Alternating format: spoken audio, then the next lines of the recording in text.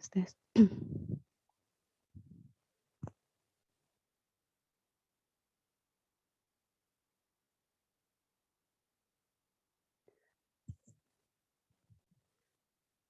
Ya. Bismillahirrahmanirrahim. Assalamualaikum warahmatullahi wabarakatuh. Alhamdulillahirabbil alamin. Wassalatu wassalamu ala asrofil anbiya'i wal mursalin. Sayyidina Muhammadin wa ala alihi wa sahbihi ajma'in. Rabbi israhli sadri wa yassirli amri wahlul 'uqdatam min lisani yafqahu qawli. Puji serta syukur tidak lupa kita panjatkan kehadirat Allah Subhanahu wa taala yang telah melimpahkan rahmat-Nya sehingga kita bisa bertemu pada malam hari ini dengan keadaan sehat, diberikan banyak nikmat, nikmat sehat, nikmat iman, dan juga nikmat Islam. Shalawat serta salam marilah kita junjungkan kepada Nabi Muhammad SAW beserta keluarganya dan sahabatnya, dan semoga kita semua mendapatkan syafaat di yaumil akhir nanti. Amin ya rabbal alamin. Ahlan wa sahlan teman-teman semuanya. Pertama-tama perkenalkan saya Azizah yang insya Allah akan menjadi MC di malam hari ini dalam acara kelas umum dan kajian yang diselenggarakan oleh KOF. Selanjutnya saya akan membacakan rundown kita pada malam hari ini. Ya, berikut adalah susunan acaranya. Diawali dengan pembukaan dan tilawah, dilanjutkan dengan materi kitab At-Tibyan. Selanjutnya akan ada sesi tanya jawab, dilanjut dengan penjelasan program KOF, dan yang terakhir adalah penutupan. Baik, agar majelis ilmu kita malam hari ini mendapatkan keberkahan, marilah kita mendengarkan tilawah Al-Quran, Quran Surat Al-Mujadilah ayat 11 yang akan dibacakan oleh Ustadz Izzuddin. Pada Ustadz Izzuddin kami persilahkan.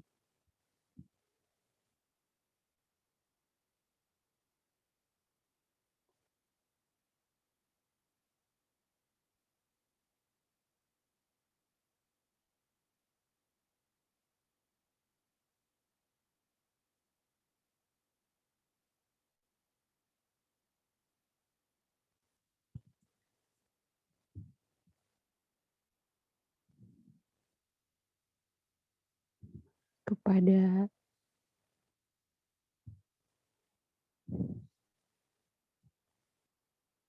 tim harap Ustadznya di mute dulu, di unmute no.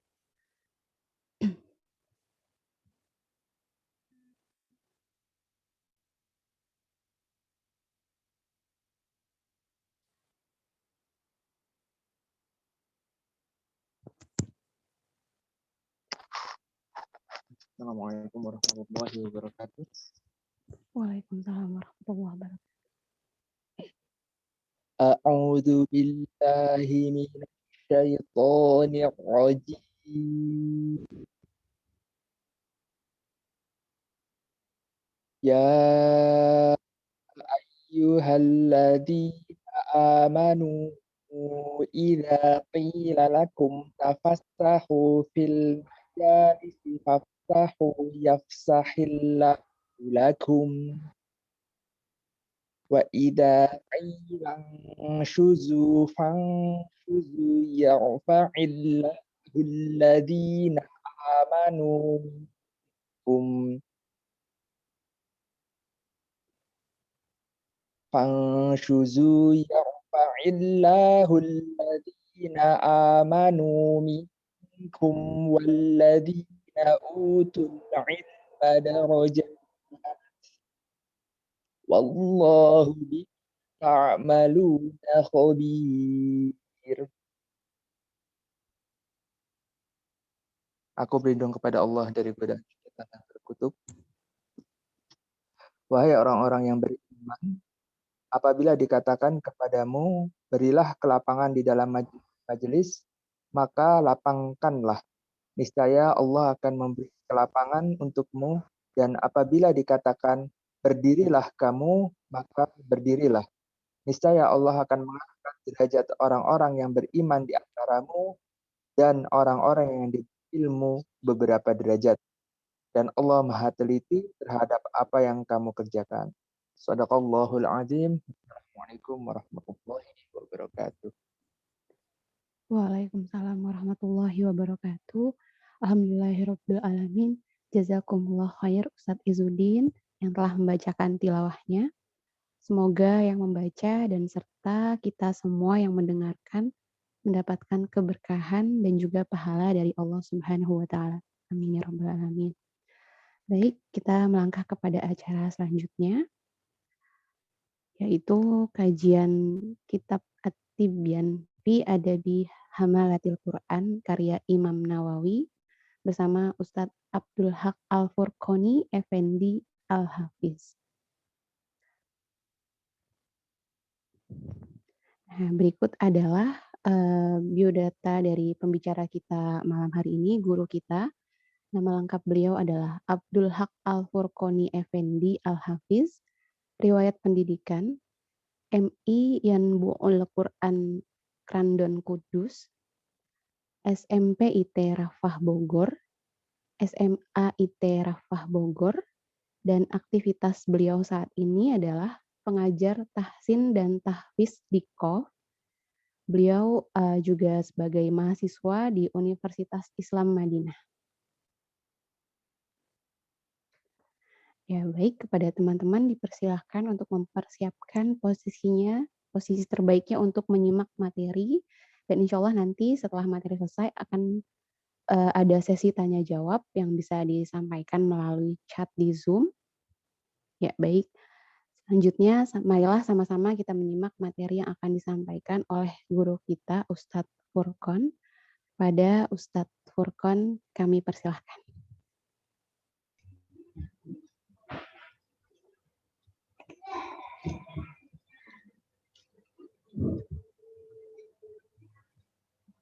Sebentar. Ini masih ada.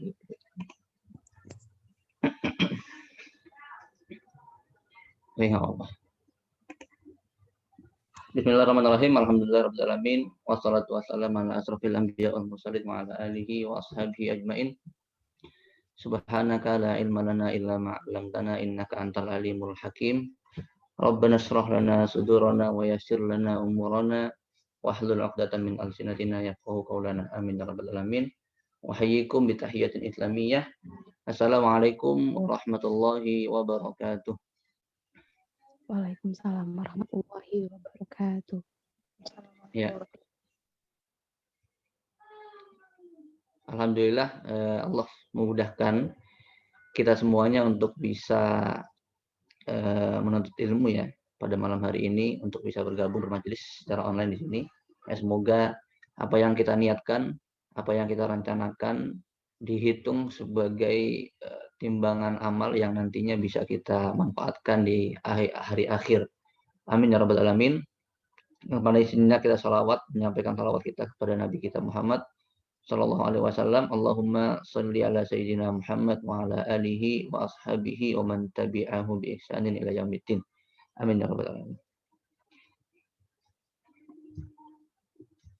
Oke, malam hari ini insya Allah kita perdana mengkaji salah satu kitab yang menjadi rujukan penting bagi kita khususnya ya, para pengemban ya, hamalatul Quran, baik itu yang berniat untuk selalu membacanya, ya, lebih dari itu yang berniat untuk menghafalnya, baik sedikit ya ataupun pasti target terbesar menghafal adalah menyelesaikan seluruhnya gitu ya.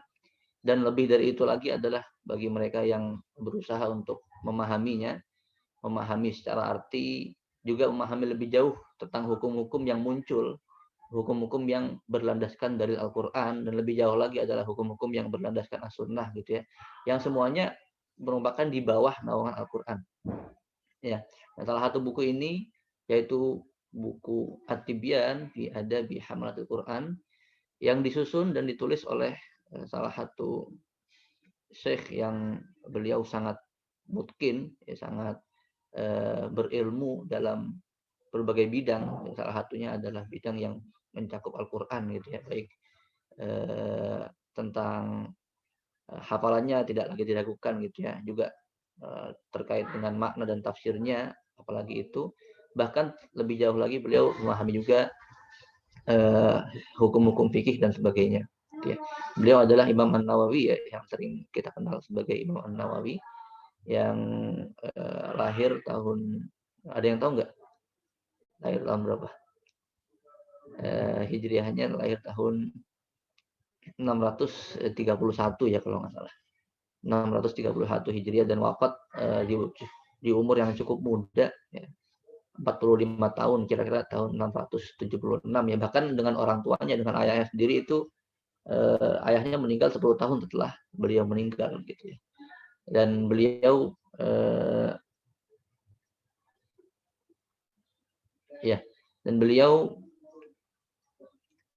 dalam masa hidupnya terbukti bisa kita banyak nyimak kisah-kisahnya ya di manapun gitu ya, dan banyak yang sudah mensarah atau menyampaikan secara khusus gitu ya, baik di kajian atau di kajian tentang beliau sendiri ya, atau di kajian-kajian tentang kitab-kitabnya gitu ya. Oke. Nah, rencananya saya mau menampilkan kitabnya ya, tapi mungkin bisa ya. Tadi saya sudah share ke admin, yang tadi sore saya share kitab bahasa Arab yang cetakan mana tadi itu?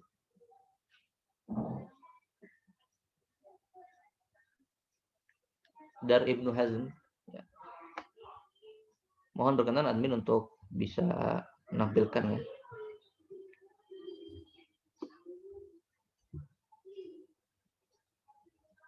Oke, sambil menunggu, mohon dikabarkan kalau ada ini ya, kalau ada kendala. Oke, kita sedikit mengambil ini dulu, inspirasi ya dari Imam Nawawi ya, sedikit yang mungkin banyak yang tahu gitu ya. Beliau dari kecil sudah dikembangkan langsung oleh ayahnya, dari awal di kampungnya gitu ya, kemudian alhamdulillah bisa sampai keluar dari kampungnya ya, dan bahkan mengemban amanah sebagai pengajar besar gitu ya. Misalkan kalau misalkan di satu daerah ada satu pusat gitu ya, ada satu pusat markas, yang dimana markas tersebut adalah pusat ilmu di daerah tersebut ya, beliau itu mengemban amanah sebagai imam besar di sana dalam usia yang cukup muda gitu ya, sekitar 30-an tahun gitu ya. Dan masa hidupnya Masya Allah diceritakan bahwa beliau sangat mencukupkan dalam hal-hal duniawi gitu ya. Makannya pun sangat dijaga gitu ya. Kemudian minumnya, bahkan disebutkan beliau makan hanya sehari sekali ya, setelah Isya ya, atau setelah maghrib gitu ya.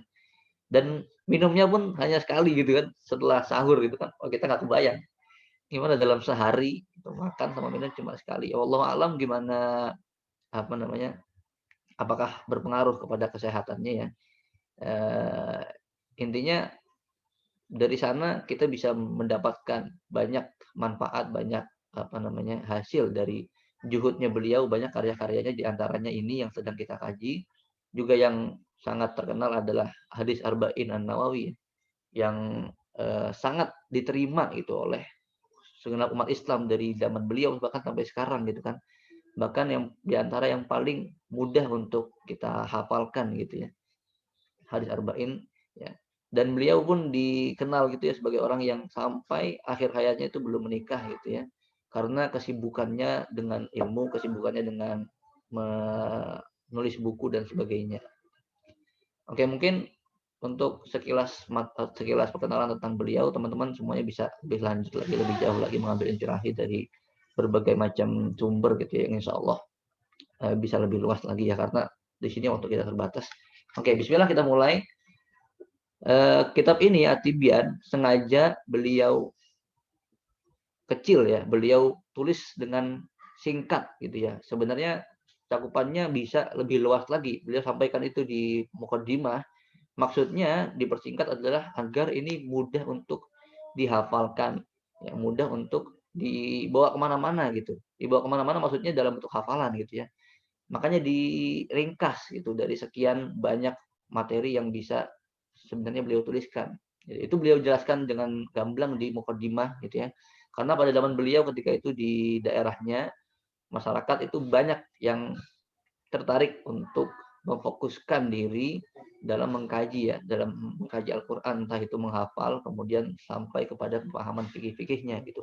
Maka beliau itulah ya kondisi di masyarakat ketika itu yang mendorong beliau untuk menyusun buku ini dalam bentuknya yang ringkas ya, sehingga mudah untuk dihafal dan bisa terus diingat gitu ya.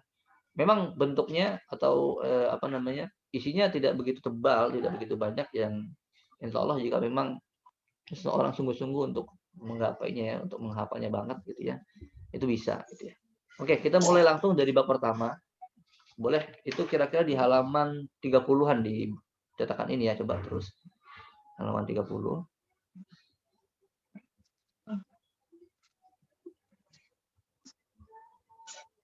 Bentar saya coba juga buka di sini ya.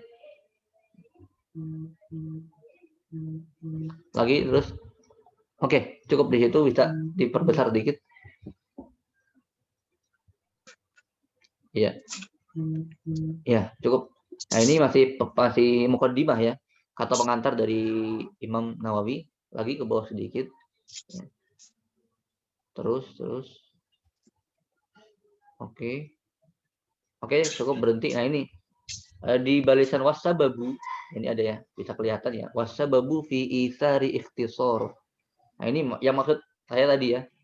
Kenapa beliau menulisnya itu dengan sangat singkat adalah agar itsari hifdhahu, agar menghafalnya itu mudah, wa kasratul intifa'i bihi, dan sangat banyak yang bisa mengambil manfaat dari ini gitu ya.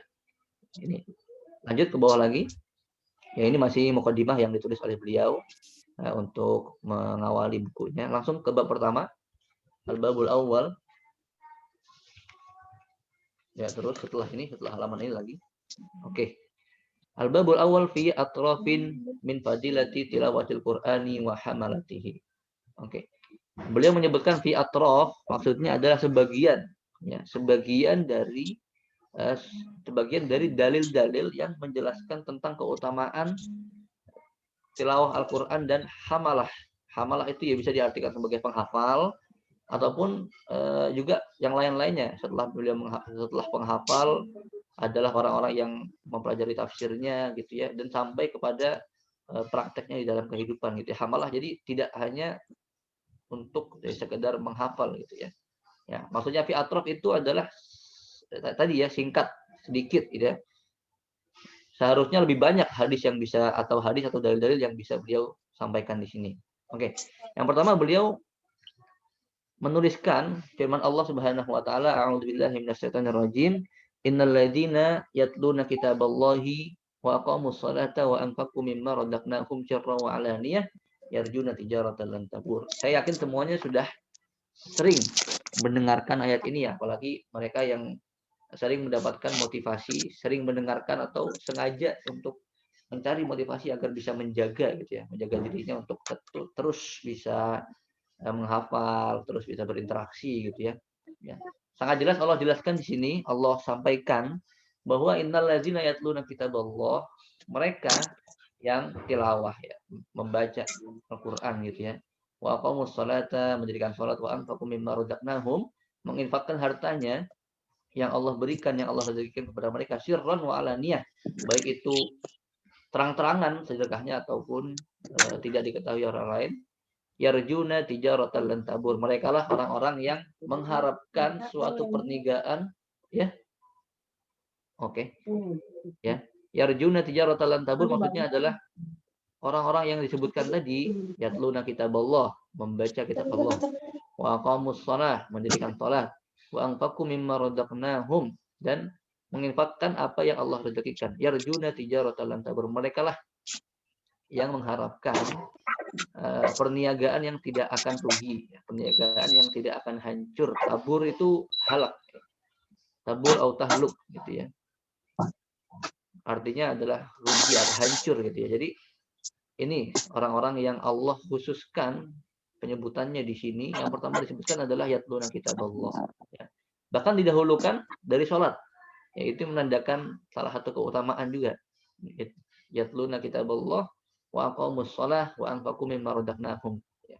Banyak ayat yang hanya menyandingkan antara zakat gitu ya, terkait pemberian harta antara sholat dengan zakat. Ya. Di sini sebelum sholat dan zakat didahulukan tentang hamalatul Quran. Eh, sangat aneh ya jika kita tidak berkesimpulan bahwa di sini ada salah satu keutamaan ya. Di ayat selanjutnya Allah katakan liwaffiyahum ujurahum, Allah akan sempurnakan balasan bagi mereka baik di dunia maupun di akhirat ya. Balasan di dunia yang kontan yang bisa kita rasakan ada, nanti di akhirat juga Allah janjikan ya. Janji Allah tidak akan diingkari gitu ya. Wa yazidahum min fadlih, dan Allah tambahkan lagi dari karunia yang Allah miliki. Apa di antara karunia-Nya? Innahu ghafurun syakur. Sesungguhnya Allah Maha Pengampun dan Maha bersyukur ya. Allah akan mengampuni. Di antara keutamaan yang Allah janjikan adalah ampunan. Ampunan Allah, kita tahu semuanya bahwa kita tidak lepas dari kesalahan, baik itu kecil maupun besar. Nauzubillah ya. Allah janjikan untuk mereka yang meniatkan mengikhlaskan dirinya sebagai hamalatul Quran, ada ampunan yang Allah berikan ya. Ini ampunan tambahan.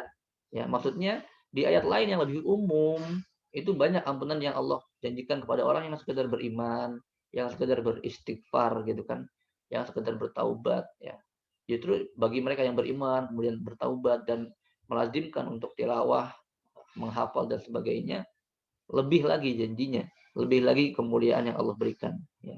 Innahu ghafurun, Allah Maha mengampuni, syakur, dan Allah Maha bersyukur. Maksudnya melihat sebanyak apapun amal yang dilakukan oleh hambanya, Allah akan menghitung tersebut dan Allah akan memberikan balasannya gitu.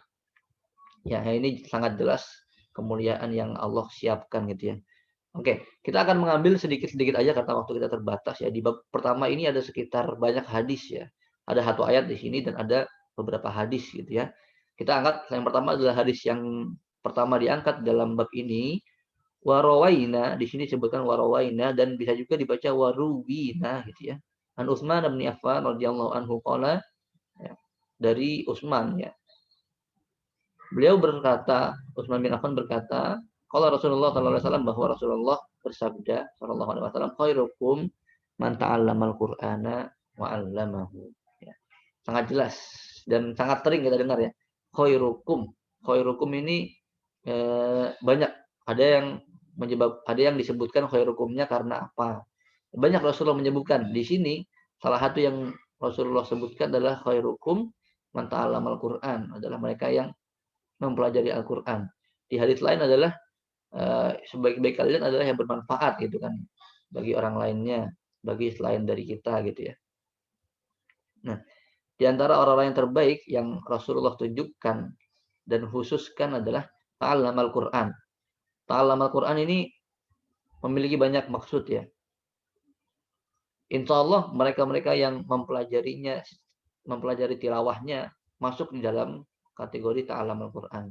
Tapi ketika kita mengkhususkan, kita cukup dengan tilawah, maka kita sangat sangat jauh dari fasilitas yang diberikan sebenarnya.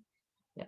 Ta'allamal Quran itu mencakup tilawah, menghafal, dan mempelajari makna tafsirnya, juga mempelajari fikih, kaidah fikihnya, dan segala macam yang berkaitan dengan Al-Quran gitu ya. Maka ketika kita mengambilnya hanya tilawahnya aja atau hanya menghafalnya aja, masih banyak aspek-aspek lain yang dijanjikan kemuliaannya itu kita tinggalkan gitu, yang sangat sayang sebenarnya kalau kita tidak berusaha untuk mengambilnya gitu kan. Wa 'allamahu, ya khairukum man ta'allamal Qur'an, sebaik-baik kalian adalah yang mempelajari Al-Qur'an, wa 'allamahu, dan yang mengajarkannya, ya, baik mengajarkan tahsin, mengajarkan tahfiz, atau mengajarkan hukum-hukumnya gitu ya, hukum-hukum fikih dan sebagainya ya. Itu mencakup itu semua ya. Maka seyogianya kita tidak bercukup diri dengan tilawah ya. Seyogianya kita melanjutkan dengan hafalan, kemudian melanjutkan lagi dengan pemahaman-pemahaman ya, dengan mengikuti kajian-kajian dan mungkin juga kajian secara intensif gitu ya, agar kita bisa memiliki malakah atau kemampuan ya. Oke, lanjut boleh ke bawahnya. Ya, ini yang selanjutnya adalah hadisnya Aisyah ya. Hadisnya Aisyah itu sudah banyak juga. Ya, salah satu dari hadis bawah lagi boleh. Ini sudah masyhur, masalul mukminin. Oke, stop. Masalul mukmin alladzi yaqra'ul Qur'an masalul utujjah, ya. Sudah sangat sering ya kita dengar ya. Ya. Yang menjadi garis bawah itu sebenarnya ini kan permisalan. Ya, permisalan ada seorang mukmin membaca Al-Qur'an dimisalkan dengan buah yang wanginya harum, rasanya enak. Kemudian ada seorang munafik yang tidak membaca Al-Qur'an diibaratkan dengan buah yang wanginya tidak enak dan rasanya pahit, gitu ya. Apa sisi tengahnya? Apa namanya kesimpulan ya atau wajhus sabah gitu ya? Apa persamaan di antara orang mukmin membaca Al-Qur'an dengan buah yang enak dan harum? Itu kan buah kalau enak dan harum itu jelas sangat diminati gitu ya, sangat disukai oleh banyak orang gitu ya. Mungkin ada beberapa yang menghindari buah itu ya karena berbagai macam soal gitu kan. Tapi intinya ketika ada buah yang harum dan enak itu kebanyakan sangat berhasrat ya untuk itu gitu kan. Nah, perbandingannya dengan mukmin apa gitu kan yang apa namanya menjadi pembahasan dari hadis ini gitu kan. Apakah seorang mukmin itu berarti dia menjadi harum di sekitarnya gitu ya, atau menjadi enak gitu ya di sekitarnya, atau apa gitu kan? Ya, eh, wallahu alam yang saya bisa simpulkan itu adalah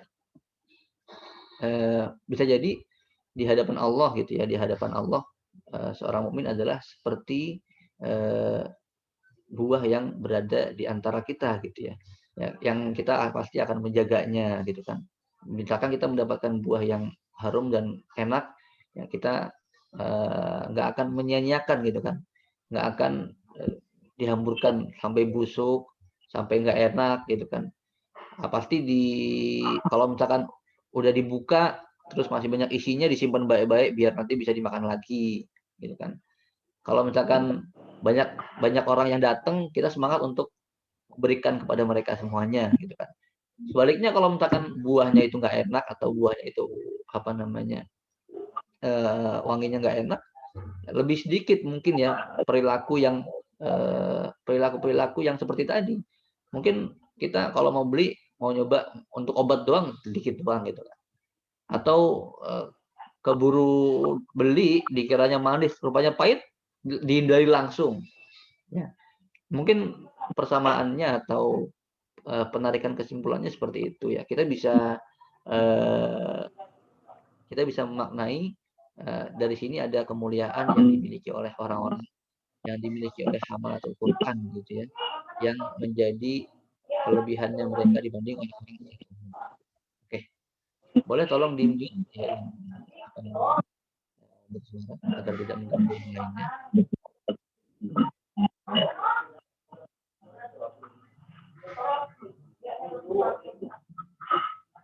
Oke, sambil kita lanjut ya. Nah, mungkin apa namanya sedikit mengganggu fokus gitu ya. Oke, hadis bawahnya boleh sambil di scroll. Silakan. Ke bawah.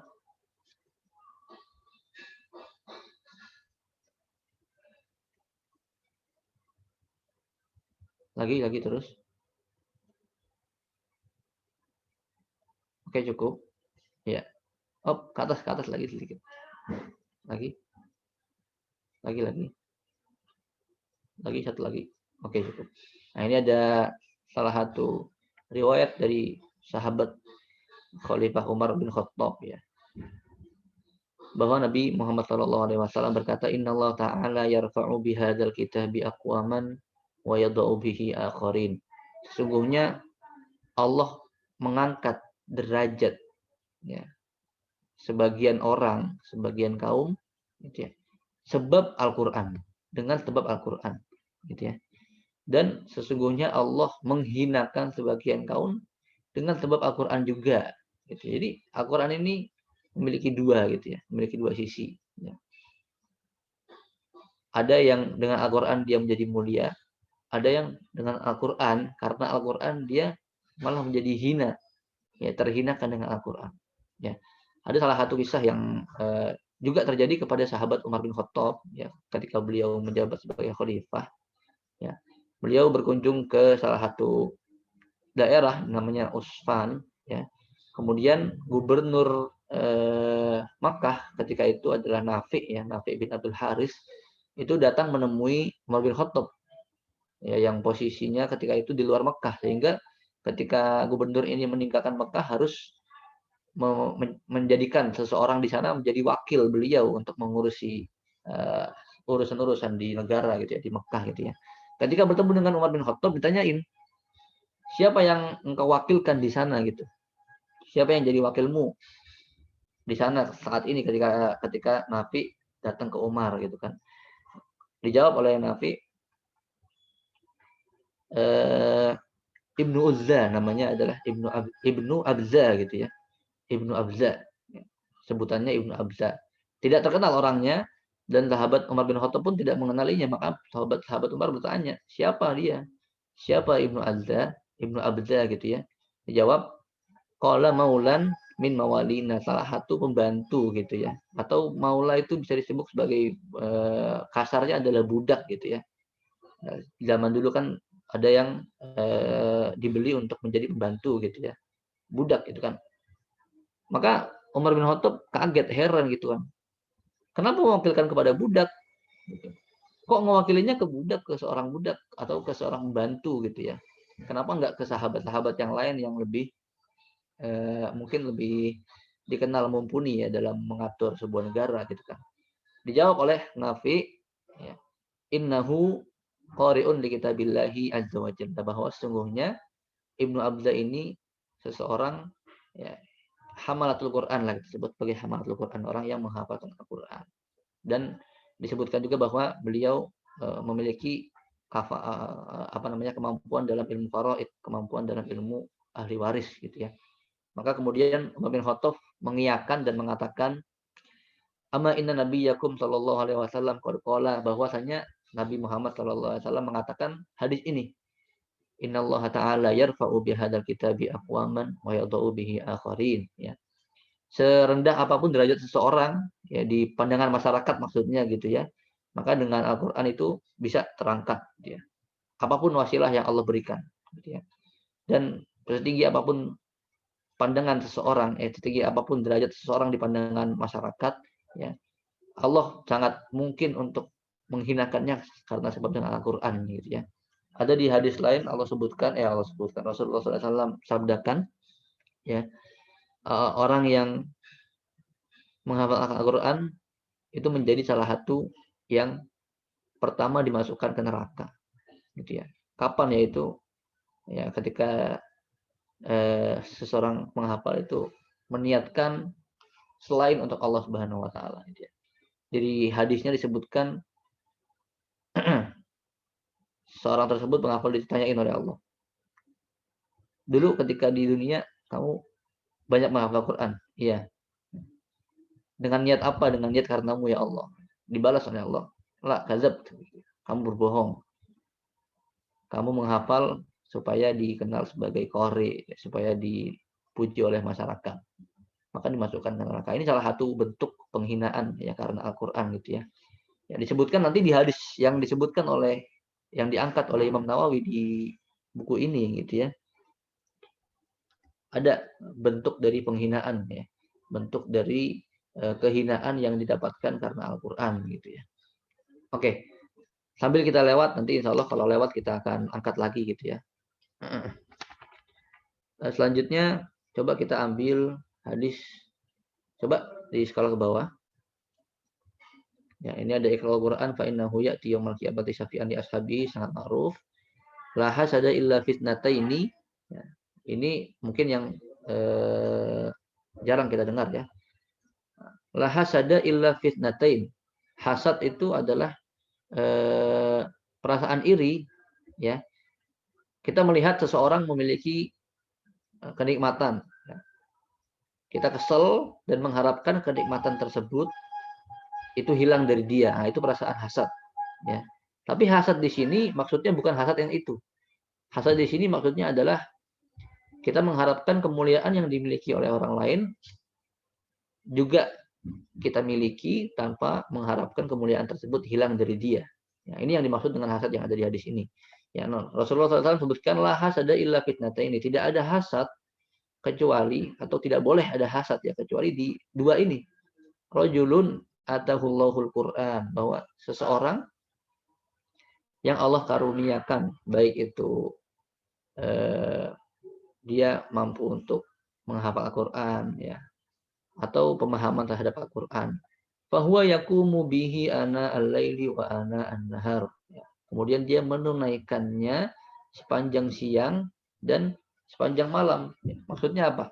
Apakah ditunaikan dengan membacanya terus-terusan sepanjang siang gitu ya dan sepanjang malam, atau apa? Gitu. Ya. Di salah satu syarah yang menjelaskan hadis ini ya, disebutkan bahwa bisa jadi adalah bentuknya dengan tilawah gitu ya. Juga bisa jadi bentuknya adalah mengajarkan gitu ya. Dan bisa jadi juga bentuknya adalah pengamalan gitu ya. Intinya ketiga ini atau ditambah dengan aspek-aspek lain seperti menuntut ilmu syar'i yang tentu itu kembalinya adalah kepada Al-Qur'an, termasuk dari ini. Sifat-sifat ini yang Rasulullah sebutkan kita boleh memiliki hasad kepada orang yang memiliki sifat tersebut.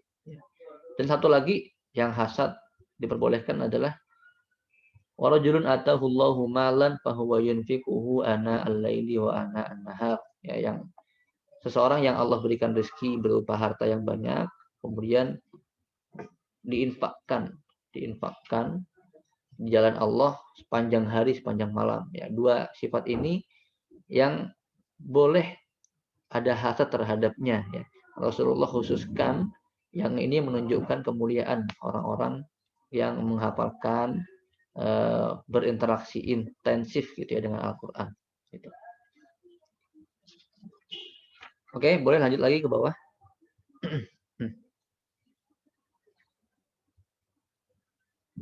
Oke. Nah ini yang tadi ya, lagi terus. Oke, cukup tadi ya. Atas dikit-dikit. Atas dikit, cukup. An Abi Sa'id al-Khudri, oke cukup. Ya, dari sahabat Sa'id al-Khudri, beliau mengatakan, menyampaikan bahwasanya Rasulullah SAW bersabda, yaqulur Rabbu subhanahu wa ta'ala man saghalahul Qur'an wa dzikri an mas'alati. Ini yang level 4, yang sebelumnya level 4 gitu ya. Atau yang udah level 5 juga ini pasti lewat nih di materi ya. Di materi buku 3 Bapak Tahsin. Man saghalahul Qur'an wa dzikri an mas'alati. Barang siapa yang tersibukkan dengan Al-Qur'an ya. Tersibukkan dari apa? Dari meminta, dari berdoa kepada Allah Subhanahu wa taala. Ya. Jadi dia karena kesibukannya membaca, menghafal, mengkaji dan semacamnya, dia jadi nggak bisa doa. Jadi nggak bisa mengajukan permintaan kepada Allah Subhanahu wa taala. A'taituhu afdhala ma u'tiyas sa'ilin. Ya. Aku memberikan kepadanya yang terbaik dari apa yang saya berikan kepada orang-orang yang meminta. Jelas ya insyaallah ya. Wa fadlu kalamillahi subhanahu wa ta'ala ala sairil kalam, dan kelebihan ya, kemuliaan Al-Qur'an dibanding perkataan-perkataan lain gitu ya. Kafadlillahi ta'ala ala khalqihi. Seperti keutamaan Allah, seperti kemuliaan Allah gitu ya dibanding makhluk-makhluknya gitu kan. Sangat beda jauh gitu ya. Kalau orang menyebut mungkin bainas sama'i was sumur, antara langit dengan sumur gitu, mungkin lebih jauh lagi antaranya gitu ya. Tapi teman-teman sekalian, sesungguhnya hadis ini banyak yang mensifatkan sebagai hadis yang sedikit lemah gitu ya. Sedikit lemah gitu ya. Termasuk di sini kan disebutnya hadisun hasan. Rawahu Tirmidzi wa qala hadisun hasan ya. Di riwayat lain atau di sumber-sumber lain itu disebutkan bahwa Imam Tirmidzi nyebutnya hadisun hasanun, bukan hadisun hasan aja gitu, yang menandakan bahwa hadis ini ada sisi dhaifnya. Dan yang saya ketahui wallahu a'lam, hadis ini memang lemah gitu ya. Tapi meskipun dia lemah, memiliki banyak syawahid ya. Hadis ini memiliki banyak yang mendukung gitu ya. Di antaranya hadis-hadis yang ada di bab ini yang semuanya menerangkan tentang kemuliaan hamalatul Quran gitu ya. Dan tidak dipungkiri ya ketika kita bisa meminta kepada Allah Subhanahu wa taala, dan kita juga bisa sambil menyesuaikan waktu untuk terus berinteraksi dengan Al-Qur'an, insya Allah ada keberkahan yang justru kita miliki lebih banyak dibanding mereka yang hanya meminta tanpa berinteraksi gitu ya dengan Al-Qur'an. Oke. Oke, satu lagi mungkin hadis di bab ini yang kita ambil, bawahnya satu, di bawahnya tepat. Boleh turun ke bawah. Oke, hadis dari Ibnu Abbas, oke, naik dikit. Ini yang terpotong ya dari halaman 42 ke halaman 43. Nah, dari Ibnu Abbas radhiyallahu anhuma, beliau berkata bahwa Rasulullah SAW bersabda, ke bawah sedikit, ya, innal ladzi laisa fi jawfihi syai'un minal Qur'an kal baitil kharib. Siapa yang di dalam hatinya tidak ada sedikit pun dari Al-Qur'an, gitu ya, maka itu bagaikan rumah yang kharib, itu korban, hancur gitu ya, hancur, rusak gitu, yang tadinya berdiri tegak karena ada tiangnya semuanya roboh ya. Ketika tiangnya semuanya roboh, otomatis rumah itu roboh, tidak lagi bisa ditinggali, tidak lagi bisa digunakan untuk digunakan oleh penghuninya untuk berlindung ya dari keadaan di luar, baik panas maupun dingin ataupun keadaan-keadaan lainnya di luar gitu ya. Kita sama-sama mengakui bahwa kebutuhan sandang itu, kebutuhan papan itu sangat penting ya, bahkan kebutuhan yang darurat gitu kan. Bagaimana ketika seseorang tidak bisa memiliki rumah atau rumahnya yang hancur itu kemudian atau rumahnya yang ada itu kemudian hancur, maksudnya seseorang yang seperti itu pasti akan sangat menderita gitu ya. Sangat kelimpungan, bahkan yang tadinya merasa tenang akan sangat gelisah gitu kan. Nah, Allah melalui Rasulullah SAW mengkiaskan, apa mengkiaskan tuh? Menyamakan gitu ya, atau mengumpamakan orang-orang yang di dalam hatinya itu tidak ada Al-Qur'an adalah seperti rumah yang hancur ya. Jadi hati seperti di hadis lain yang Rasulullah sebutkan bahwa hati adalah jantung gitu. Hati itu adalah sumber gitu ya. Kalau dia baik, maka seluruh tubuh pun akan baik. Kalau dia jelek, maka seluruh tubuh pun akan jelek ya. Dari mana sumber kekuatan yang dimiliki oleh hati? Disebutkan, dikiaskan atau diisyaratkan di hadis ini bahwa sumber yang dimiliki oleh hati untuk kemudian memperbaiki seluruh tubuhnya adalah Al-Qur'an. Innal laisa fi jawfihi syai'un minal Qur'an. Kalau tidak ada salah sedikit pun dari Al-Qur'an, maka hati ini tidak bisa menjaga tubuh, tidak bisa membimbing, ya, tidak bisa kemudian memperbaiki. Gitu. Seperti halnya rumah yang tadinya bisa melindungi anggota-anggota yang ada di bawahnya, tiba-tiba hancur, gitu kan? Tidak lagi menjadi naungan, tidak jadi menjadi lindungan bagi orang-orang di bawahnya, gitu kan? Karena Al-Quran itu adalah cahaya bagi hati ya. Al-Quran itu adalah tiang, ya, tiang bagi hati, gitu ya. Setelah keimanan tentunya, ya, beriman, kemudian dengan Al-Quran itu yang menjadi tiang-tiang rumahnya hati yang kemudian melalui hati tersebut seseorang bisa menemukan dirinya ya, secara utuh menjadi baik gitu. Nah, salah satu sumber atau modal utama untuk hati bisa memberikan bimbingan kepada tubuh adalah Al-Quran. Ya, maka bisa dibayangkan gitu ya, ketika seseorang yang tadinya mungkin sangat semangat ya, sangat tergerak untuk berinteraksi dengan Al-Quran, tiba-tiba dia betul-betul lost dari Al-Quran, ya kan? Nah ini pasti ya, bisa dipastikan nanti akan ada kegoncangan, entah cepat atau entah lambat, gitu kan? Nauzubillah gitu ya. Nah ini pun masuk ke dalam ancaman, ya, kondisi ya, ketika kita awalnya sangat konten, sangat bersemangat gitu ya untuk melakukan banyak interaksi dengan Al-Quran, tiba-tiba kita menyepelekan gitu ya. karena berbagai aktivitas atau karena berbagai kesibukan gitu ya, nggak lagi meluangkan waktu. Nah, ini menjadi pukulan bagi kita ya. Hati-hati dan segera mungkin bisa kembali gitu ya, mencari motivasi-motivasi, mencari sebab-sebab yang bisa mengembalikan kepada keadaan sebelumnya gitu ya. Ada satu hadis lagi ya, kalau nggak salah di bab selanjutnya gitu ya. Coba saya lihat di sini.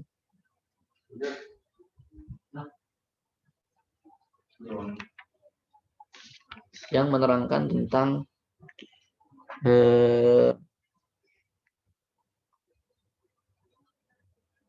apa tadi maksud saya? Saya lupa ya.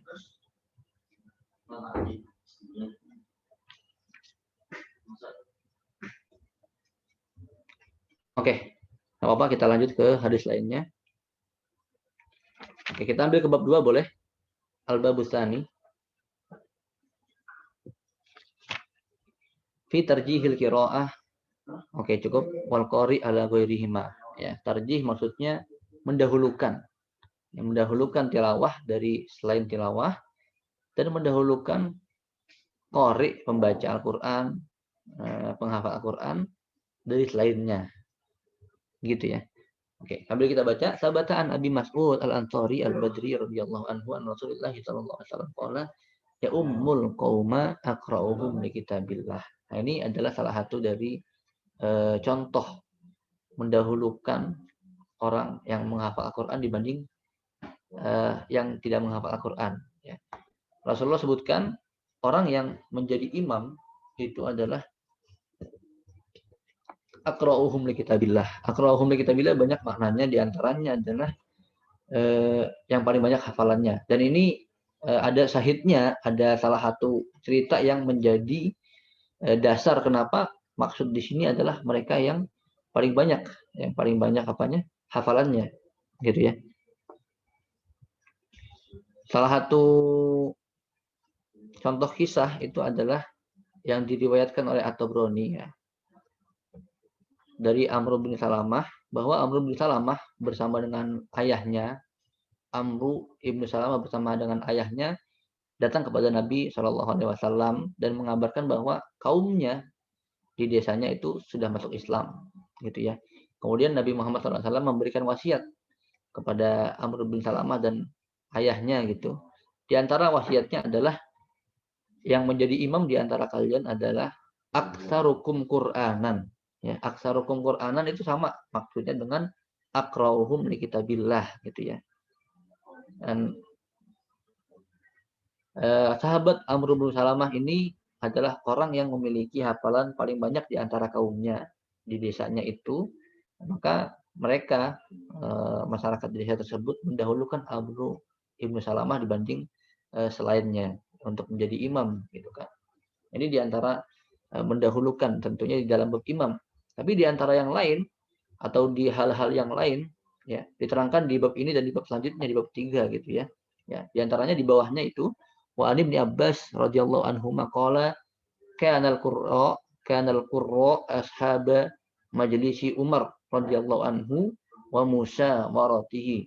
Ya, qurra dimaksud di sini adalah bukan sekedar membaca Al-Qur'an. Ketika di zaman sahabat yang dimaksud dengan qurra itu adalah ulama yang mengetahui hukum-hukum gitu ya, yang menguasai hukum-hukum ya. Tapi kenapa disebutkan sebagai qurra ya? Karena secara bahasa qurra itu lebih kental dengan pembaca ya, qari'ul Qur'an, dengan orang-orang yang membaca Al-Qur'an gitu ya. Tentu dengan pemakaian bahasa qurra ini di sini ada maksud yang menyinggung dengan orang-orang yang membaca Al-Qur'an gitu ya, dengan qurra, orang-orang yang sering membaca Al-Qur'an gitu ya. Ya. Tapi arti aslinya yang digunakan ketika zaman sahabat itu di sini qurra adalah ulama. Ya, maksudnya adalah ulama yang mereka belajar Al-Qur'an, memahaminya dan kemudian bertafaqquh ya, menjadi orang yang faqih di dalam bidang fikih dan sebagainya. Nah, mereka ini menjadi ashaba majlisi Umar radhiyallahu anhu wa musyawaratihi. Tim syuro gitu ya. Orang-orang yang dimintakan pendapat oleh Umar dalam memecahkan masalah. Gitu. Siapa mereka adalah qurra, ya, para pembaca Al-Qur'an, para penghafal Al-Qur'an dan orang-orang yang memahami hukum-hukum yang berlandaskan dengan Al-Qur'an gitu ya. Kuhulan kanu au subbana, baik mereka yang sudah sepuh, yang sudah berumur ataupun mereka yang masih kecil, yang masih muda, bahkan sahabat Ibnu Abbas yang ketika itu pun umurnya sangat junior dibanding sahabat-sahabat lain, sering dimintakan pendapat oleh Umar radhiyallahu anhu. Ya. Nah, boleh lanjut kalau ke bawah. Ya. Wa'lam annal oke cukup. Wa'lam annal madhhab as-sahih, annal madhhab al-mukhtar alladzi alaihi man yu'tamadu minal ulama gitu ya. Ketahuilah bahwa mazhab ya atau hukum gitu ya, hukum yang disepakati oleh ulama itu adalah anna qira'atul Qur'an afdal minat tasbih wa tahlil wa ghairihima minal azkar, bahwa membaca Al-Qur'an itu lebih baik ya, lebih mulia gitu ya dibanding dengan tasbih subhanallah gitu, wa tahlil wa ghairihima minal azkar dan zikir-zikir yang lainnya. Waqad tazaharatil adillah ala dzalik, sudah banyak ya, sudah banyak dalil-dalil yang menerangkan itu. Tentunya ini di posisi-posisi yang umum ya. Di posisi-posisi khusus seperti dalam ruku, dalam sujud atau posisi-posisi lain yang Rasulullah SAW sebutkan. Ya, di sana harus berzikir, harus membaca doa seperti tadi di ruku dan di sujud, itu tentu ini lebih baik ya. Maka itu di dalam ruku dan di dalam sujud kita tidak dianjurkan untuk membaca Al-Qur'an. Ya, kita dianjurkan untuk membaca tasbih ya yang bunyinya sudah sama-sama kita ketahui. Oke. Satu lagi mungkin kalau misalkan masih ada waktu kita membahas bab ketiga, al-babus salis. Ya, nanti kalau misalkan waktunya sudah sudah cukup boleh dikabarkan. Ya. Fi ikrami ahlil Qur'ani wa wan nahyi an idaihim. Bab tentang memuliakan ahlul Qur'an dan larangan untuk menyakiti mereka. Ya. Nah, di awal bab ini Imam Nawawi mengangkat banyak ayat. Ya, wa may yu'azzim sya'airallah fa innaha min taqwal qulub. Wa may yu'azzim hurumatillahi fa huwa khairul lahu inda rabbih. Ya, wakhfid janahaka lil mu'minin, dan satu ayat lagi walladzina yu'dunal mu'minin wal mu'minat fi ghairi maktasabu faqad ihtamalu buhtanan wa itsman mubina. Ya. Ayat-ayat ini secara serentak memberikan penjelasan bahwa barang siapa yang mengagungkan syiar-syiar Allah ya. Di ayat pertama adalah syiar-syiar Allah ya, di antaranya adalah penghafal Al-Qur'an. Menghafal Al-Qur'an jelas mereka adalah bentuk dari syiar agama gitu kan. Syiar agama itu kan seperti perayaan Idul Fitri, itu adalah syiar agama gitu kan. Perayaan kurban itu juga adalah syiar agama. Di antaranya adalah haji, kemudian zakat, puasa, ya, di antara syiar agama yang bentuknya adalah mensyiarkan agama, hadirnya para penghafal Al-Qur'an. Disebutkan, "Wa may yu'azzim sya'airallah fa innaha min taqwal qulub. Wa may yu'azzim hurumatillah fa huwa khairul lahu inda rabbih." Semuanya itu memiliki orang-orang yang memuliakan penghafal Al-Qur'an, itu yang memuliakannya aja Allah janjikan, fa huwa khairul lahu inda rabbih. Ya, Allah menjanjikan balasan yang khusus untuk mereka ya. Bagaimana mereka yang menghafalnya, yang dimuliakan gitu ya. Oke.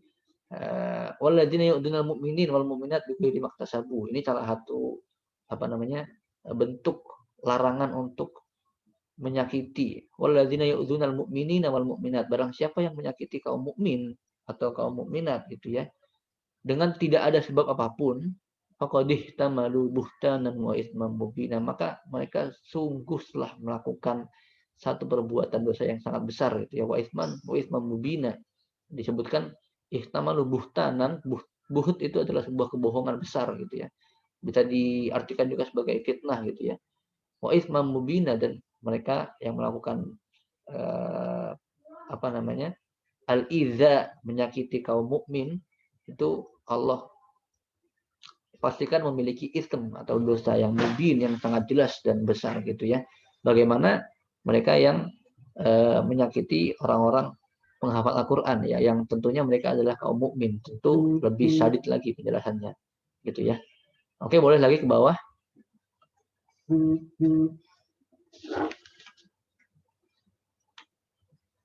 Ya. Di antara bentuk kemuliaan lagi terus ya. Lagi terus boleh. Oke, cukup di sini boleh. Cukup yang tadi maksud saya. Mohon maaf ke atas sedikit tadi. Hadis dari Abi Musa al-Asy'ari cukup ya. Nah, ini mungkin menjadi pembahasan terakhir ya, jika nanti sudah cukup waktunya, sudah habis. Iya, Abi mohon Musa Ustadz, ini al-Asy'ari. waktunya sudah. Ya, bisa satu lagi. Oh gitu. Oke, boleh ya, Ya. terakhir ya. Sebagai ini mungkin yang paling mengena gitu ya. Buat saya sendiri ini sangat apa namanya? Sangat mengena ya, yang tadi saya maksud di hadis sebelumnya di bab pertama ya, tentang Baitul Qorib ya, tentang tadi ya, tentang eh, hubungannya atau kias antara orang-orang yang di dalam hatinya tidak ada Al-Qur'an itu sebagai seperti rumah yang hancur maksudnya ya. Di hadis ini Rasulullah SAW berkata, Inna min ijlalillahi ta'ala ikrama syaibatil muslim wa hamilil Qur'an ghairil ghali fihi wal jafi anhu. Ya. Di antara bentuk pengagungan Allah Subhanahu wa taala, ya, di antara bentuk kita mengagungkan Allah adalah kita memuliakan lisyaibatil muslim, memuliakan para sesepuh gitu ya. Bagaimana memuliakannya? Dengan menghormatinya gitu kan, dengan mengasihi ya kan, lemah lembut kepada mereka, mendahulukan mereka dan sebagainya gitu ya. Kemudian apalagi dengan ikroma hamilil Quran, ikroma lisyaibatil muslim. Yang pertama adalah mengagungkan ya, mengagungkan para sesepuh.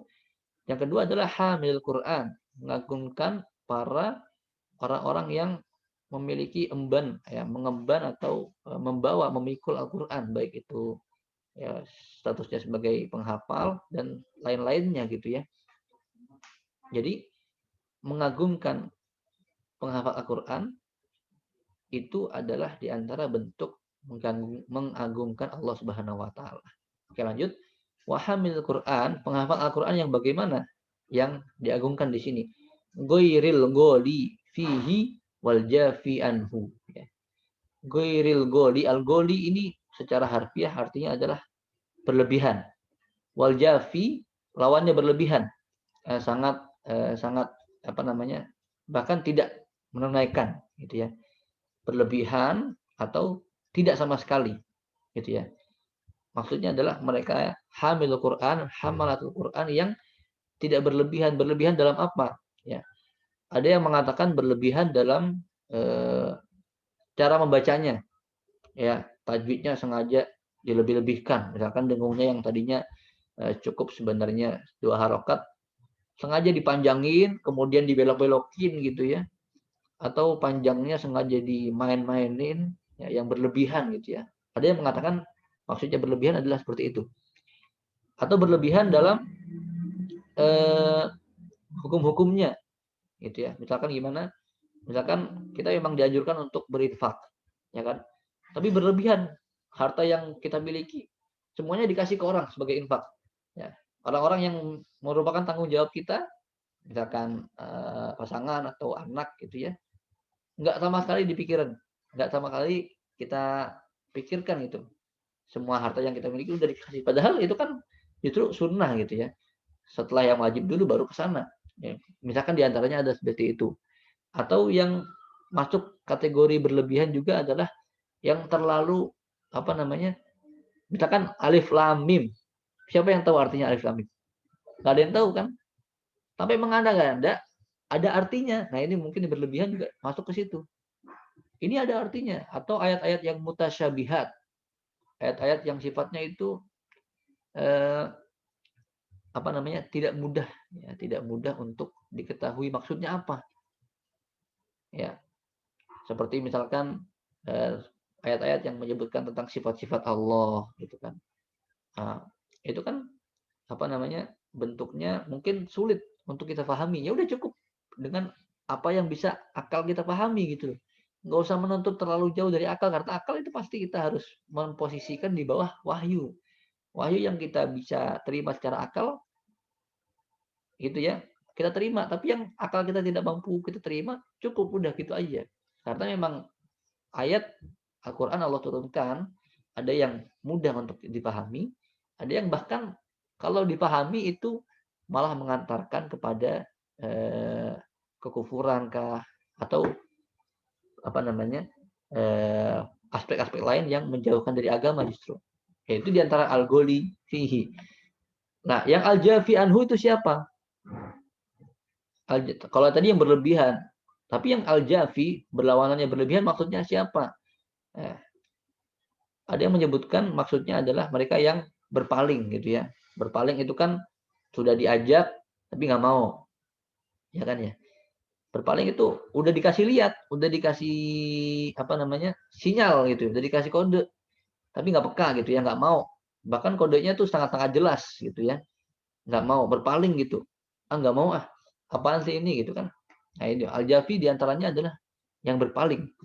Dan diantara makna al-jafi anhu juga adalah tadi yang tempat kita bahas, sudah punya hafalan tapi lupa, ya kan, terlalu menyepelekan gitu kan. Apa namanya, misalkan sekarang kita sudah punya kesempatan untuk banyak berinteraksi, tapi selanjutnya karena masalah-masalah atau karena aspek-aspek banyak, kita bermudah-mudahan untuk meninggalkan, ya. Nah ini diantara bentuk al-jafi anhu adalah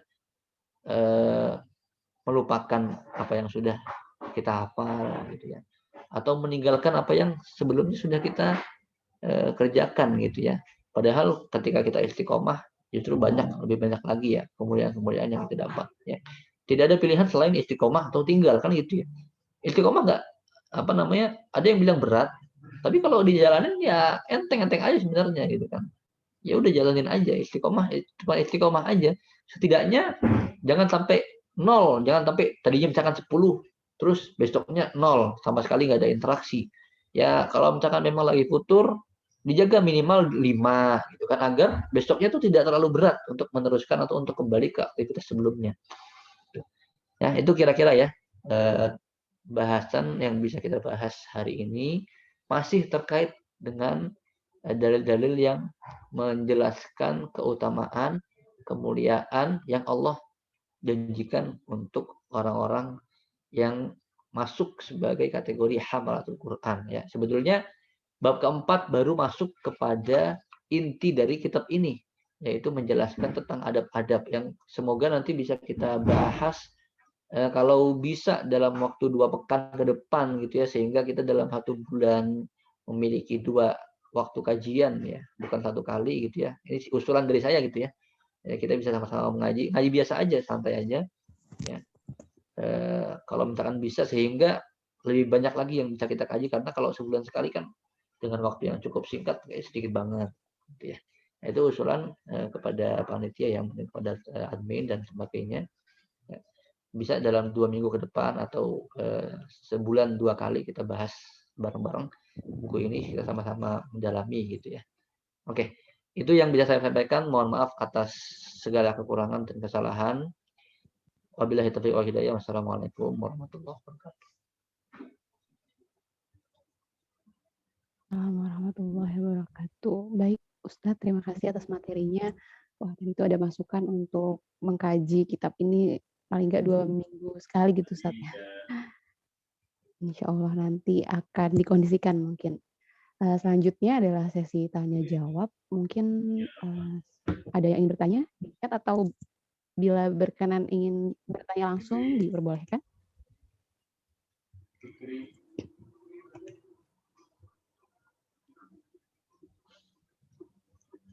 Ya, kepada teman-teman di sini, kira-kira ada yang ingin ditanyakan atau sudah cukup jelas?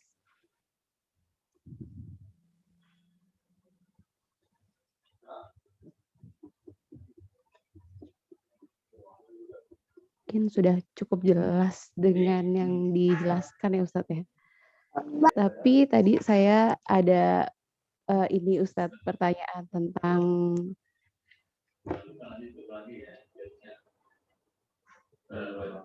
Ta'amal Quran yang tadi sempat dijelaskan, Ustadz. Ya. Ya.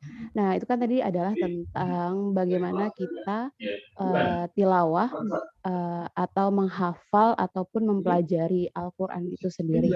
Nah, kalau dari 3 hal tersebut, apakah itu dipelajari satu persatu gitu atau kita bisa mempelajarinya bersamaan gitu, Ustaz? Oke. Disesuaikan ya, insya Allah disesuaikan dengan kemampuan masing-masing gitu ya. Karena tentunya kita tidak dituntut untuk mengerjakan di luar kemampuan kita.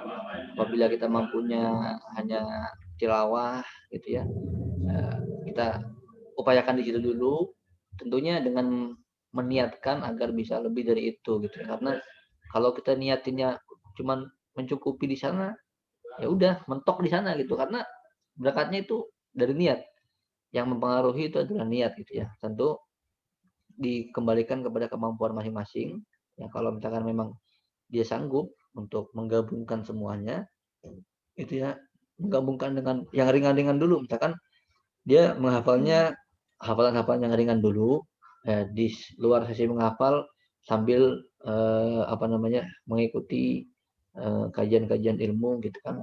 Tentu tidak sangat berat gitu ya. Bisa diambil yang dipilih yang ringan-ringan. Ya, insya Allah begitu.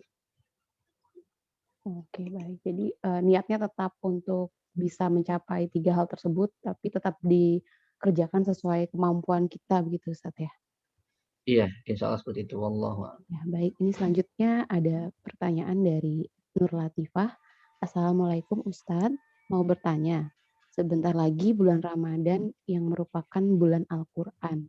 Mana yang lebih utama, belajar memperbaiki bacaan atau memperbanyak bacaan Al-Quran atau mengkaji artinya atau yang mana Ustadz? Iya. Jazakumullah. Oke.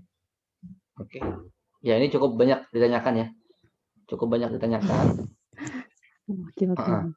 Tentu ketika kita bisa menyeimbangkan, ya itu adalah hal yang paling baik. Ya. Ketika ada beberapa hal yang secara lohir, secara tampak luar itu bertabrakan, gitu ya. Kalau bisa dikombinasikan, gitu ya, itu sangat baik. Ya. Misalkan dalam sehari target kita 1 juz, ya. Tilawahnya, tentu 1 juz itu kan, kalau misalkan 1 juz berarti sebulan cuma sekali khatam, gitu ya. Tapi katakanlah sehari 1 juz gitu ya. Maka masih banyak waktu lain yang bisa kita manfaatkan untuk mengkaji, gitu ya. Intinya semua bentuk interaksi, ya baik tilawah ataupun mengkaji itu semuanya ada ganjarannya, gitu ya. Memang dalam tilawah itu ada dalil jelas yang mengatakan ada pahala yang banyak di sana, gitu kan. Dan di bab mengkaji, ya menuntut ilmu tidak ada dalil yang atau setahu saya tidak ada dalil yang menjelaskan secara final gitu ya, secara langsung. Tidak seperti yang membacakan dijanjiin setiap huruf ada 10 balasan, ya kan. Maka kita berpatokan ke sana, kayaknya mendingan tilawah terus, gitu kan. Nah, tapi di bab mengkaji nggak ada tuh. Setiap kita dapat 1 huruf 10, nggak ada kan yang ngomong. Setahu saya nggak ada gitu ya. Dalilnya setiap mengkaji 1 huruf atau mengkaji 1 kalimat artinya apa, ada 10 balasan, ada 10 ganjaran yang disiapkan, kan nggak ada. Tapi secara umum seperti tadi yang dibacakan oleh qari, ya yarfa'illahu alladziina aamanu minkum walladziina utul ilma darajat, ya. Orang-orang yang menuntut ilmu itu derajatnya naik, gitu kan. Kemudian banyak dalil-dalil lain yang mengatakan tentang kemuliaan menuntut ilmu, gitu ya. Nah, tinggal masalahnya ketika kita tidak bisa mengambil dua-duanya, gitu ya. Ketika kita hanya bisa mengambil salah satu, maka seperti jawaban yang pertama tadi, kita kembalikan kepada kemampuan, gitu ya. Kalau misalkan kita lebih ringan, lebih mudah untuk memperbanyak tilawah, gitu, nggak apa-apa kita tilawah aja, ya. Tilawah, memfokuskan kepada tilawah, tapi sebanyak mungkin ya, atau sebanyak mungkin target yang kita capai, misalkan sehari 5 juz gitu ya. Sehari 5 juz, itu seharusnya target yang kita capai menyesuaikan gitu ya dengan ketersediaan waktu gitu ya. Jangan karena kita menargetkan 5 juz, banyak kewajiban yang kemudian hilang, kemudian tidak tertunaikan gitu kan. Karena menuntut ilmu itu perlu kita sadari merupakan kewajiban juga ya. Baik ketika kita masih sebagai pelajar misalkan, atau ketika kita nanti sudah tidak lagi sebagai pelajar ya, menuntut ilmu tetap diwajibkan ya. Katanya dari baru brojol gitu ya, baru lahir sampai nanti meninggal kan tetap terus gitu kan, wajib gitu kan. Nah, tentu kita tidak bisa mengukur balasan mana yang lebih banyak. Siapa tahu orang yang berinfak 20.000 itu balasannya lebih kecil daripada yang berinfak dengan uang 10.000. Karena orang yang berinfak 10.000 itu dia cuma punya uang 10.000, dan orang yang berinfak 20.000 dia sebenarnya punya uang 100.000. Ya kan? Jadi ukuran banyakkan mana pahalanya kita nggak tahu. Ya kan? Karena semuanya kembalinya kepada Allah. Tapi yang jelas semuanya memiliki ganjaran yang sama-sama besar, itu yang sama-sama dijanjikan oleh Allah.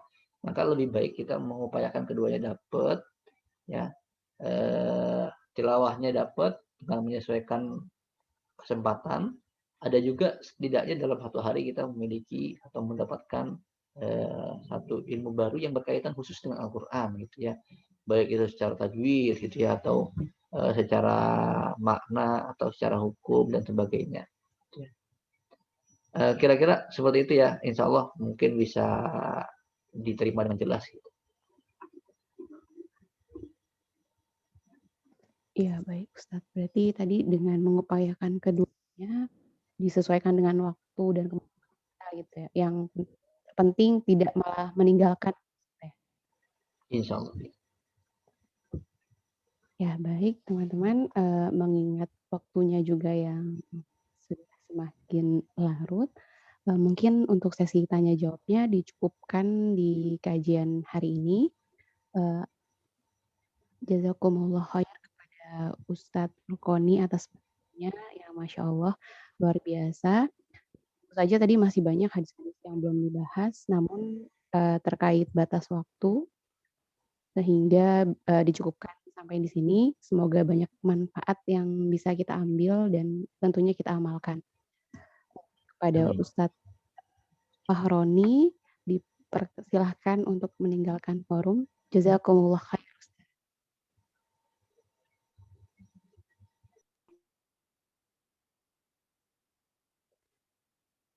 Ya, alhamdulillahirrahmanirrahim, teman-teman. Telah selesai tadi sesi materi kita bersama Ustadz Fahroni. Ustadz Furqoni maksudnya. Bahwa tadi seorang mukmin yang membaca Al-Quran itu bagikan buah yang harum, enak dan manis gitu. Dan semoga kita bisa meniatkan kita dalam membaca dan mempelajari Al-Quran yaitu dengan niat karena Allah. Amin, insya Allah. Ya, baik, selanjutnya kita akan kepada acara berikutnya, yaitu penjelasan dan pengenalan kurikulum serta teknis dan peraturan kelas oleh Timkov.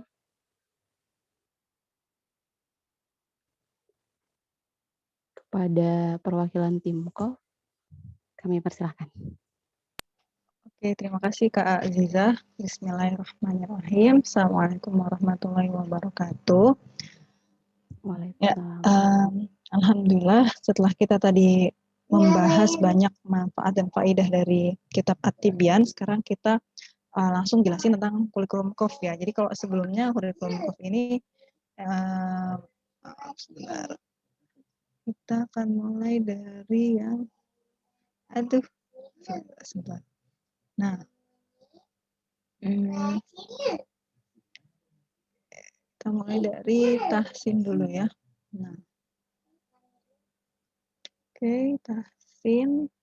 Nah, di file ini sebenarnya awal-awalnya jelasin tentang adab Quran. Nah, tapi karena udah dijelasin di kitab, jadi kita langsung ke sini. Intinya belajar tahsinku ini kita sama-sama akhirnya niatkan untuk jadi ibadah ya, jadi nggak cuma sekedar ikut-ikutan kelas online, tapi kayak ya lihat aja nanti, tapi kita harus berusaha gitu, harus mengusahakan sebisa mungkin ya jadi agenda utama kita gitu. Kalau ada janjian meeting atau ada janjian-janjian lain, ya sebaiknya jangan dibenturkan dengan agenda tahsin yang sudah dijadwalkan gitu ya. Jadi yang pertama untuk peraturan belajarnya, ini tunggu. Afwan. Ternyata salah Kak. Ini dia. Tahsin maksimal keterlambatan 15 menit ya. Jadi kalau lebih dari 15 menit sampai 30 menit itu ikopnya tilawah 2 kali target. Kalau lebih dari 30 menit tidak boleh setoran bacaan ya. Kecuali ada izin syar'i ke pengajar yang sudah diterima, misalkan mendadak kehujanan di jalan gitu ya, atau sakit perut dulu, nah itu tafadhol ya. Atau hal lain yang kasuistik tentunya ya. Terus bagi teman-teman yang mau izin, itu kalau bisa jangan pas lagi jamnya, pas Ustadznya lagi ngomong, ayo kita mulai ya, Afwan Ustadz, Ana ada agenda, Afwan Ustadz, nah itu jangan seperti itu, sebaiknya kalau bisa 3 jam sebelum ya, supaya kalau memang ternyata nanti tidak banyak yang tidak bisa kodarullah di hari itu dan mungkin mau di reschedule, itu juga nggak apa-apa. Peserta yang tidak hadir sesi live tanpa keterangan maksimal 3 kali tidak diperkenankan mengikuti ujian kenaikan level. Jadi kami berharap teman-teman walaupun misalkan nggak ikut 3 kali tapi bacanya bagus kok gitu, lulus nih untuk standar lulusnya. Tapi kami berharapnya teman-teman secara utuh bisa menerima riwayah gitu, menerima pembelajaran kitab ini gitu, kitab metode Usmani ini. Jadi harapannya teman-teman nanti ketika belajar di level berikutnya ataupun nanti ketika mengajar tidak ada yang terlewat gitu, tidak ada yang ketinggalan gitu. Jadi seperti itu ya. Kenapa kita maksimalkan 3 kali. Dan yang tidak hadir wajib nonton sesi rekaman, di mana supaya jika udah nonton harap juga lapor ke pengajar gitu. Jika tidak lapor dianggap nggak hadir kan tanpa keterangan. Sesi live minimal dihadiri setengah dari jumlah kelompok ya. Jadi jika kurang maka bisa jadwalkan ulang. Oke, ini grup WA. Grup WA-nya ada 2 nanti ya. Info tahsin sama grup WA kelas. Yang info tahsin harapannya teman-teman kalaupun cuti gitu nantinya jangan live dari situ ya. Di situ nanti akan menjadi info-info kita baik terkait kelas maupun terkait acara-acara di luar gitu. Misalkan ada acara lain yang memang baik atau partner dari KOF gitu ya. Teman-teman juga boleh kalau mau share sesuatu event ataupun ilmu-ilmu lain yang masih berkaitan dengan ilmu Quran. Dan tentunya kita saling menjaga sara ya gitu. Jadi hal-hal khilafiyah itu sebaiknya tidak di-share di sini. Gitu. Oke, kurikulum dan silabus ini saya intikan saja ya. Jadi level 1 ini fokus pada harokat, huruf, dan panjang pendek. Jadi pastikan panjang pendek 2 harokat yang stabil, A, I, U, Nani, Nu, sama Babi, Bunya itu udah nggak ketuker-tuker ya. Jadi di situ di level 1. Level 2 masih sama dengan level 1 ditambah sudah mengenali gunah plus sudah mulai mengenal makhraj dan sifat. Kalau yang di level 1 mungkin baru sekedar pelafalan saja, ini huruf ini bacanya ini, tapi di level 2 sudah mulai diatur, ini keluarnya dari sini ya hurufnya gitu ya. Sedangkan di level 3 ini makin variatif aja soalnya. Jadi level 1 sama level 2 ini kayak foundation ya, jadi kayak basic dari tajwid ya. Jadi di KOF ini mungkin karena pakai metode Usmani, kalau belum kenal metode Usmani kok nggak ada teorinya, memang tidak diteorikan dulu tapi dilatih untuk praktik dulu ya. Jadi sampai level 3 ini fokus pada praktik. Ya, di level 3 ini masih sama kayak level 1 dan 2 ya, makhraj, sifat, panjang pendek, nah gunah itu ya basicnya 3 poin itu, plus sudah ditambah dengan ragam mat, bacaan di luar kaidah, cara wakof, ibtidah gitu ya, di level 3 insya Allah ya. Level 4 dan 5 ini sama, kayak level 2 dan 3 gitu ya, kurang lebih, tapi bedanya ini sudah diberikan teori-teori. Ini kalau begini namanya idgham ini, kalau begitu-begitu ini nama hukumnya ini gitu, jadi udah jelasin. Kalau di level 2, 3 hanya dijelaskan ciri khasnya, misalkan kayak nun kalau nggak ada tanda sukunnya, ini nanti bacanya gimana. gitu. Itu dijelaskan melalui ciri, sedangkan di level 4-5 baru dipusingin ya, mungkin baru ditambah lah gitu pemahaman kita biar semakin kuat ilmunya dengan teori. Oke. Untuk pembelajaran kita pakai Skype. Kenapa Skype? Karena saat ini media yang bisa gratis untuk recording dengan kelas kecil ada Skype sih. Mungkin kalau nanti teman-teman pas perjalanan kelas terganggu, sulit menggunakan Skype dan lain-lain, ya mungkin disepakati saja di kelas mau pakai apa gitu. Satu sesinya ini 90 menit, jadi satu periode ini 10 sesi belajar untuk level 1-3 dan 11 sesi belajar untuk level 4-5 dan ada satu sesi ujian. Nanti ujiannya ini ada 2, lisan dan teori. Teori ini hanya untuk level 4-5 saja ya. Kalau ujian lisan ini untuk 1-5. Ya, nanti mekanisme ujian dibahas kemudian ya. Ini penilaian standarnya untuk kelulusan nih terus. Jadi kalau misalkan di level 1 belum kol-kolah ya nggak apa-apa, tapi mungkin sedikit-sedikit dikenali. Itu ya. Ini untuk level 4 dan 5. Oke. Ini sekilas tentang tahsin. Mungkin sedikit setelah tahsin ini ada talaki ya, sebelum masuk ke tahfiz. Kok share sebentar. Mana present? Ya. Ini talaki program baru untuk, jadi ini angkatan pertama ya. Jadi di talaki ini sebenarnya muncul dengan saran-saran dari teman-teman yang udah lulus tahsin nih. Mereka mengadukan masih ingin belajar tahsin gitu, kayak masih belum mau ke tahfiz, mau pengen tetap perbaikan. Maka di talaki inilah tempatnya gitu. Jadi di talaki ini goalsnya adalah memperbaiki bacaan secara istimror, secara berkesinambungan gitu ya. Jadi program talaki ini isinya adalah talaki ya, dari juz 2930.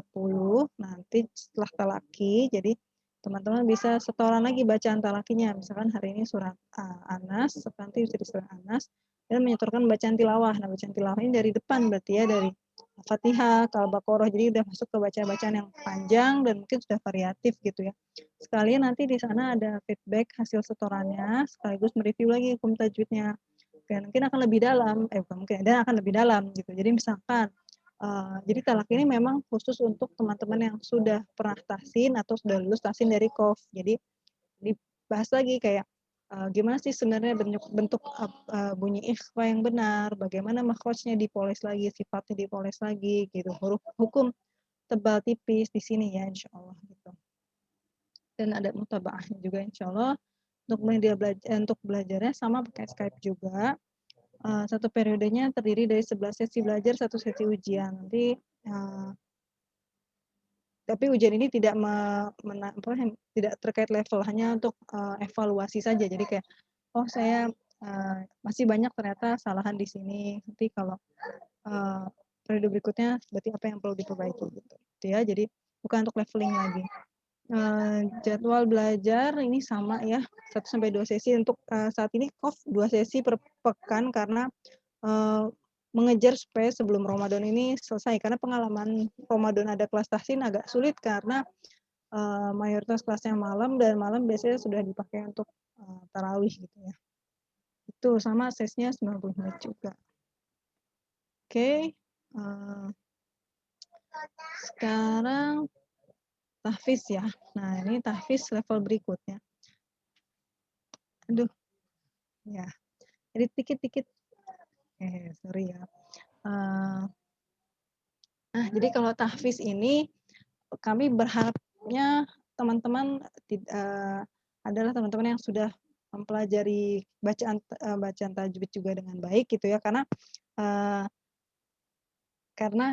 tahfiz ini harapannya tidak hanya sekedar banyak gitu hafalannya, tapi ketika ditasmi gitu, ketika hafalannya dibacakan kembali itu makhrajnya benar, hukum-hukum bacaannya benar, panjang pendeknya yang majais, mat wajib benar gitu. Jadi tahfiz ini memang untuk teman-teman yang mau menghafal dan memastikan tajwidnya juga baik gitu ya. Jadi peraturan belajarnya wajib mengisi jadwal setoran. Nah, di sini ada yang baru ya di Tahfizku periode kali ini.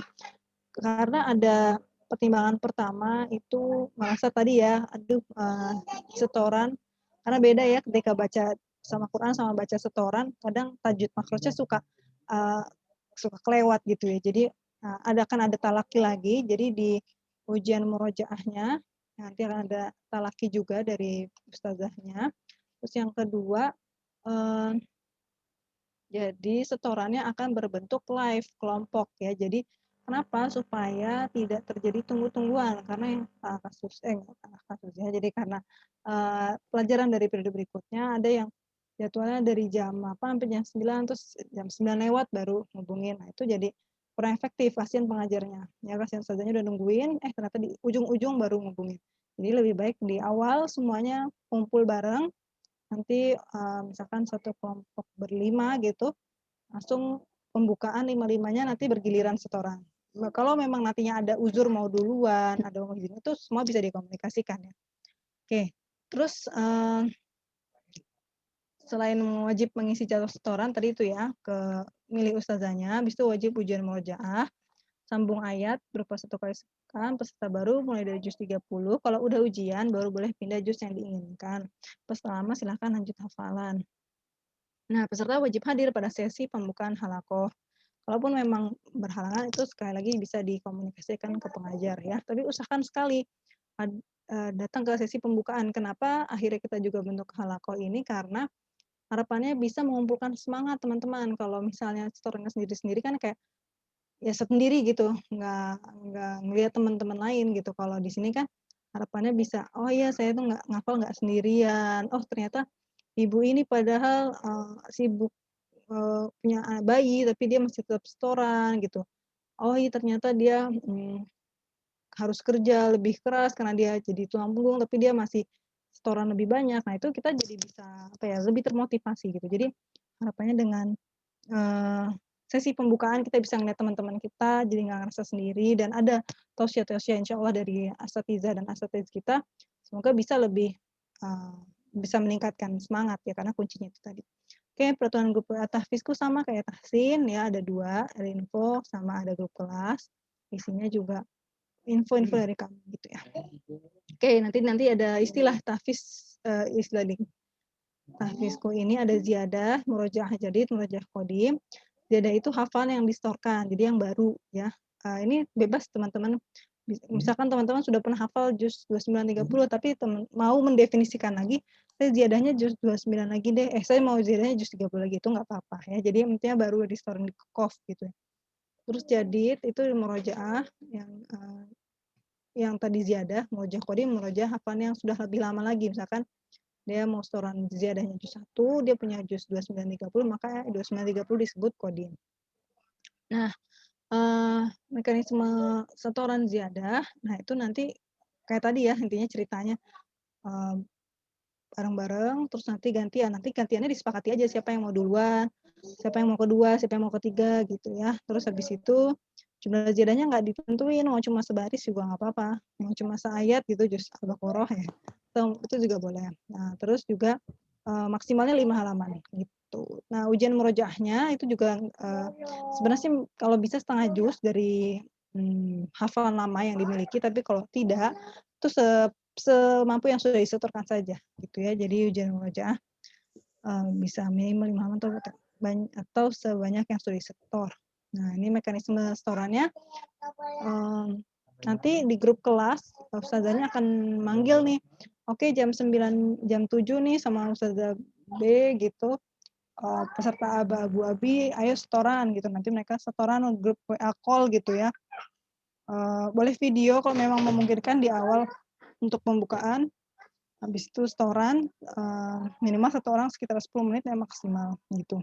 Nanti kalau udah misalkan peserta pertama Abah sudah selesai bisa lapor di grup ya, saya udah setoran ya silakan selanjutnya. Mungkin teman-temannya yang lain lagi nyiapin hafalan gitu ya, jadi mungkin nggak ngeh, jadi bisa chat di grup. Itu ya nanti setelah enaknya kenapa kita maunya juga setorannya live dan langsung karena supaya langsung dapat koreksinya. Jadi instant feedback. Jadi teman-teman oh ya salah gitu. Jadi kalau rekaman kan kadang nggak bisa semua dikoreksi gitu. Nanti juga dikoreksi terkait tajwid ya, misalkan kayak, oh ini bacanya kurang panjang, kurang pendek ya, misalnya kurang harusnya ini mat jaiz gitu ya, itu juga nanti di situ. Nah, selain secara langsung juga nanti juga ada di G-form insya Allah. Ujian murojaah mekanismenya sama kayak sambung ayat ya. Targetnya kalau diusahakan hafalan baru ini setengah juz dan bisa murojaah 1 juz. Ini murojaahnya kalau bisa lebih banyak. Nah, ini kalau misalnya sudah punya hafalan yang lebih banyak ya. Gitu. Ini mekanisme ujian nanti dijelaskan di kemudian hari ketika mau ujian. Oke, mungkin oh iya betul. Slide-nya juga akan nanti di-share di grup info dan ada linknya lagi di grup description. Gitu ya. Nanti kalau mau tanya jawab mungkin langsung di grup aja ya karena mengingat waktu sudah cukup lama. Gitu. Oke, mungkin dari aku cukup sekian Kak Aziza.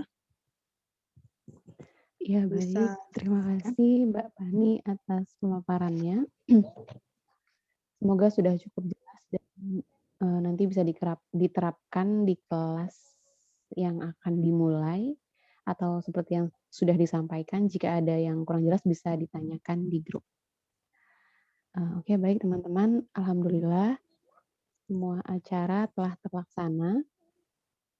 Mudah-mudahan apa yang telah disampaikan oleh guru kita tadi, Ustadz Furqoni, bisa kita terapkan dalam kehidupan kita, terutama adab kita kepada Al-Quran. Kami dari pihak KOF mohon maaf apabila ada kesalahan ataupun hal-hal yang tidak berkenan.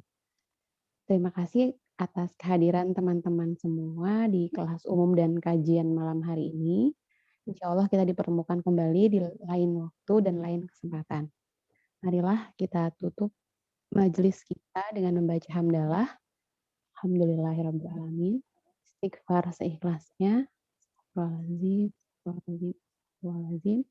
Dan ditutup dengan doa kafaratul majlis. Subhanakallahumma bihamdika asyhadu an la ilaha illa anta. Sekian dari saya selaku MC undur diri. Wassalamualaikum warahmatullahi wabarakatuh. Waalaikumsalam warahmatullahi wabarakatuh. Jazakumullah khair semuanya.